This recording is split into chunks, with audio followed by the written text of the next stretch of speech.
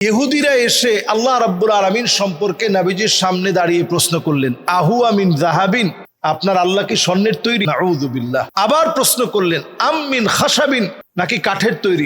আমিন ফিদ্দাতিন, নাকি রূপার তৈরি? সিফলানা রাব্বাক, হে মুহাম্মদ তুমি তোমার রবের পরিচয় দাও, সে কি কাঠের তৈরি, না রূপার তৈরি, না স্বর্ণের তৈরি? নাউযু বিল্লাহ।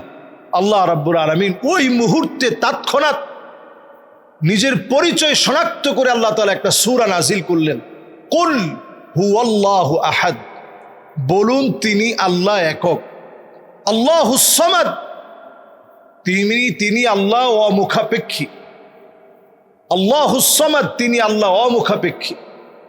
লাম ইয়ালিদ ওয়া লাম ইউলাদ, আল্লাহ রাব্বুল আলামিন তিনি এমন, কাউকে তিনি জন্ম দেন না, কারো কাছ থেকে তিনি জন্মগ্রহণও করেন না।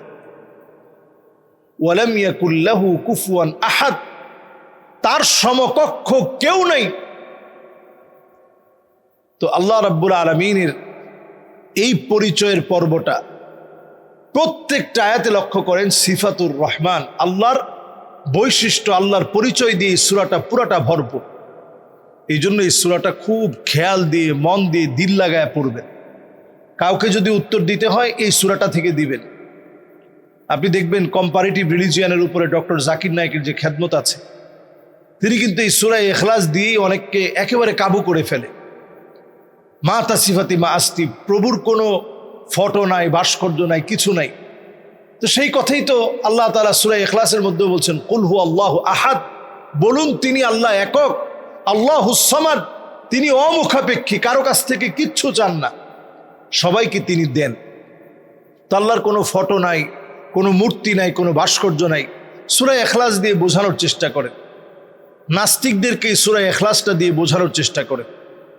আস্তিকরাও, যারা আমরা বিশ্বাসী মানুষ, তারাও এই সূরা ইখলাসটাকে বোঝার চেষ্টা করেন। কেন এই সূরাটা, লিআন্নাহা তা'দিলু সুলুসাল কোরআন, কেন এটা কোরআনের 10 পারার সমান সওয়াব।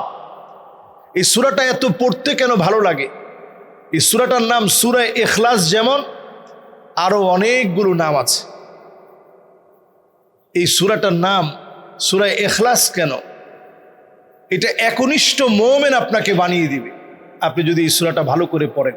এই সূরার আরেকটা নাম সূরাতুত তাওহীদ, এটা বিশ্বাসীদের সূরা, বিশ্বাসের সূরা।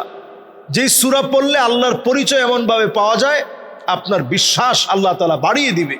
এই জন্য এই সূরাটা বেশি বেশি পড়া।